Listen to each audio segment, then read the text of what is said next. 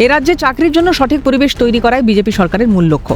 যুবক যুবতীদের জন্য রাজ্য সরকার 51টি সরকারি আইটিআই এর আধুনিকীকরণে নয়া রোডম্যাপ তৈরি করছে।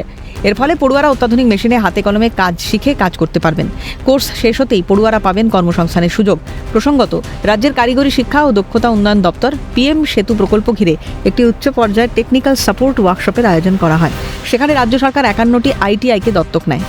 আমরা যে 51টি সরকারি আইটিআই আছে, সম্পূর্ণভাবে সরকারি আইটিআই আছে, সেই 51টি সরকারি আইটিআইকে আমরা এই পিএম সেতু প্রকল্পের আন্ডারে আনবো এবং আগামী 5 বছর অন্ততপক্ষে 5 থেকে 6 হাজার কোটি টাকা যাতে এই স্কিলিং এর কাজে, দক্ষতা বৃদ্ধির কাজে লাগানো যায় এবং এই বছরে 1600 কোটি টাকার এরকম একটি মোটামুটি বাজেটারি সাপোর্ট বা টোটাল প্রকল্পটি হতে পারে, এরকম একটি আশা আছে। এই প্রকল্পের অধীনে শিক্ষা প্রতিষ্ঠানগুলির মালিকানার 17% এবং পরিচালন ব্যবস্থার 51% পর্যন্ত বেসরকারি অংশীদারিত্বের সুযোগ থাকবে বলে জানা গেছে। এই পিপিপি মডেল সফল হলে পুঁথিগত শিক্ষার সঙ্গে তাল মিলিয়ে হাতে কলমে কাজ শিখে নেওয়ার সুযোগ পাবেন শিক্ষার্থীরা। এই কোর্স শেষ করার পরপরই কর্মসংস্থানের সুযোগ পাবেন শিক্ষার্থীরা। সেক্ষেত্রে তাদের যোগ্যতাও বাড়বে।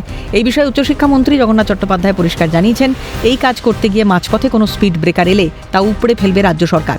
কোনো স্পিড ব্রেকার যদি এখন থাকে তাকে ব্রেক করার দায়িত্ব নতুন সরকার নেবে। আপনারা শুধু যে কাজটি করতে এসেছেন, আপনার কাজ শিল্প চালানো, আপনার কাজ সংস্থা চালানো, আপনি ওটাতে ফোকাস করুন। বাকি যা উৎপাত হয়েছে তাদেরকে চিৎপাত করে দেওয়ার দায়িত্ব এবার থেকে সরকার। আগামী দিনে এই সিদ্ধান্ত সফল হলে নতুন রাস্তা খুলে যাবে বলে আশাবাদী ওয়াকিবহাল মহল। ক্যামেরায় প্রসন্ন নস্করের সঙ্গে অভিরূপা সাহার রিপোর্ট, ক্যালকাটা নিউজ।